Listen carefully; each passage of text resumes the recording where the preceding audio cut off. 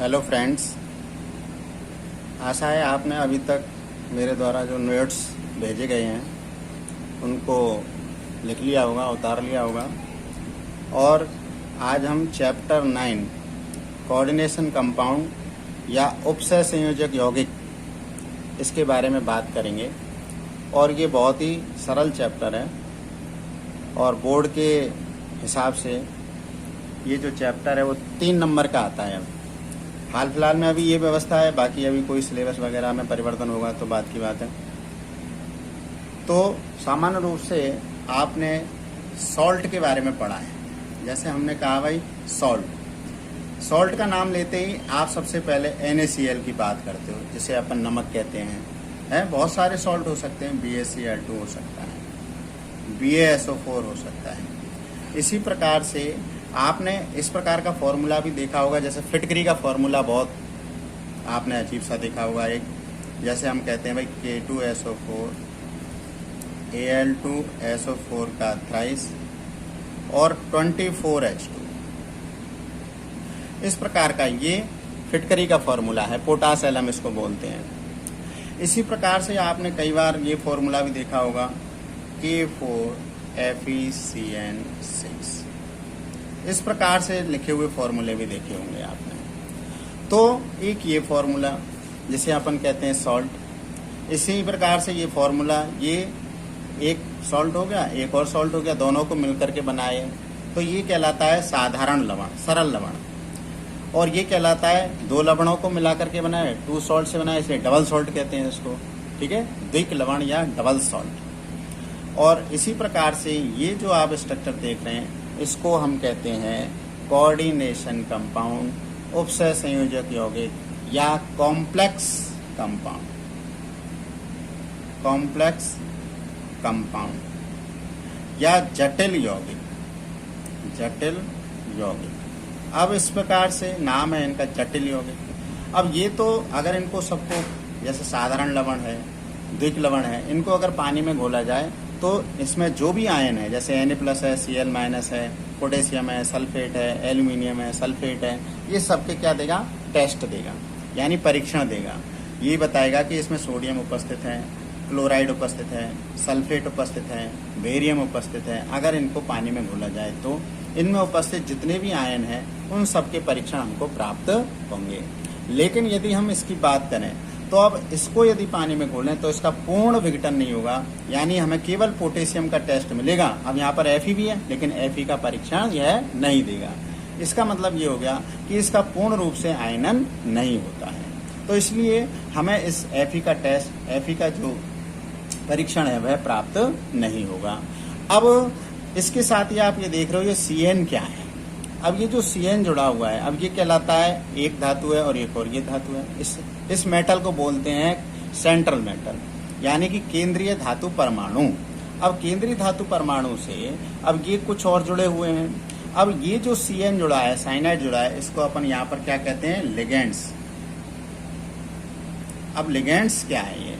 अब लिगेंड्स होता है कि ऐसा परमाणु या ऐसा परमाणुओं का समूह जिस पर क्या हो? एक लोन पेयर हो, यानी एकाकी इलेक्ट्रॉन युग्म हो, और वह क्या करे? उसको डोनेट करे। किसको डोनेट करे? यानी उपसय संयोजक बंध के साथ में इस केंद्रीय धातु परमाणु के साथ में जुड़ जाए तो वह कहलाता है लिगेंड। अब ये जो लिगेंड है, अब इसमें जितने भी दाता परमाणु होते हैं, एकाकी इलेक्ट्रॉन युग्म होते हैं, उसके हिसाब से इनको विभिन्न प्रकार से बांटा गया है। अब उसमें यदि एक है तो उसको अपन कहते हैं एक दंतुक, मोनोडेंटेट। ठीक है। अब 2 होते हैं तो द्विदंतुक, 3 होते हैं त्रिदंतुक, 4 होते हैं चतुर्दंतुक, इस प्रकार से षटदंतुक। तो कई प्रकार के लिगेंड्स होते हैं। हमारे नोट्स में मैंने आपको जो भेजा था उसमें अगर हम बात करें तो यही सब बात आपको देखने को मिलेगी। जैसे आप देखिए, साधारण लवण क्या हो गया? एक धनायन एक ऋणायन के मिलने से जो यौगिक प्राप्त होता है उसे सिंपल सॉल्ट कहते हैं, और ये जल में विलयन होने पर इसमें उपस्थित धनायन और ऋणायन का परीक्षण देते हैं। इसी प्रकार से डबल सॉल्ट, ये भी क्या है? इनको जालक यौगिक भी कहते हैं।